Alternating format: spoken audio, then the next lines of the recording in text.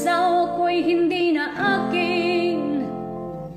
Tinangay ng kapitbahay namin, ngunit nang siya ay usisain, ako pa ang tatagain. Ninais kong kayo'y patulfo,